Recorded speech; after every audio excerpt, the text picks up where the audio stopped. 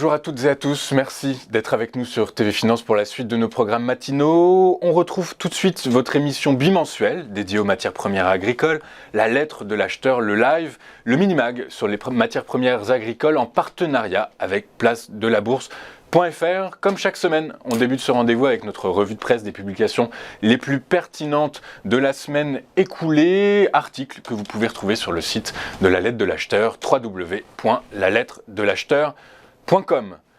La Chine s'est très récemment convertie au café, une boisson devenue tendance et lucrative pour l'agroéconomie. Une marque chinoise vient en effet même de concurrencer les cafés américains et britanniques, très présents sur le marché et qui investit aujourd'hui sur cette nouvelle terre naissante pour l'industrie. C'est dans les montagnes du Yunnan, sud-ouest de la Chine, à environ 1000 mètres d'altitude, que la révolution commence, car ici, la saison de la récolte du café arabica dure 6 mois. Les ouvriers agricoles qui n'avaient pas consommé une goutte de café avant d'en cueillir s'y sont aujourd'hui convertis et y voient à nouveau un moyen de moyen de subsistance, car elles peuvent en une année gagner près de 1400 € et donc subvenir aux besoins de leur famille. Mais la révolution ne concerne pas uniquement les campagnes, puisque cet engouement pour le café gagne également les grandes villes, puisqu'il s'y installe dans la consommation quotidienne et devient à la mode. Pour preuve, Shanghai, la capitale économique chinoise, s'est transformée en véritable capitale du café.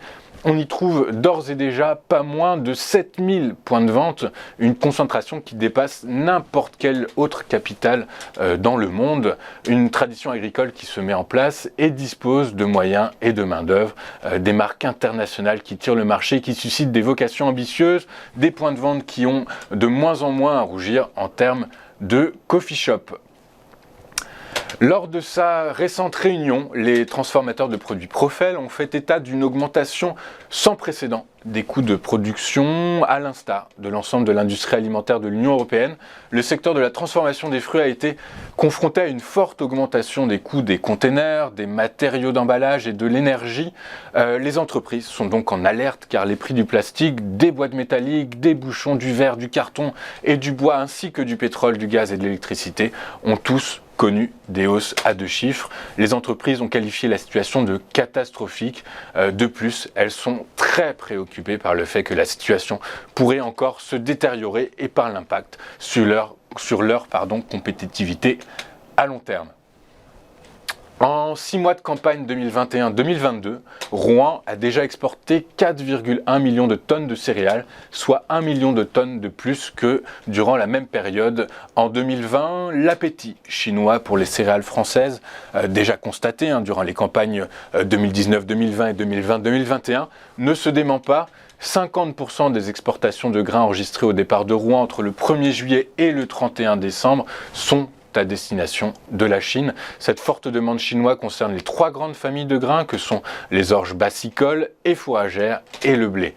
Le nombre de grands vracriers Panamax pouvant charger autour de 50 000 tonnes de grains continue lui aussi d'augmenter sur la Seine. En 6 mois, Rouen a accueilli 46 de ces navires de 220 mètres de long et 32 mètres de large. Les 2 terminaux récemment modernisés de Grand Couronne pour Sénalia et de Canteleu pour Soufflet représentent à eux seuls plus de 80% de ces escales. Cette très bonne demi-saison ne présage toutefois pas du résultat complet de la campagne, les 6 prochains mois restant très dépendants des capacités de réapprovisionnement des silos rouennais.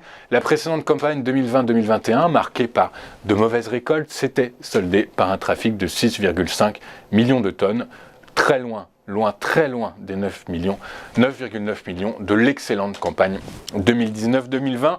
Voilà pour cette sélection des meilleurs articles publiés cette semaine sur le site de la lettre de l'acheteur. On marque une courte pause et on revient juste après avec notre interview du jour. A tout de suite sur TV Finance.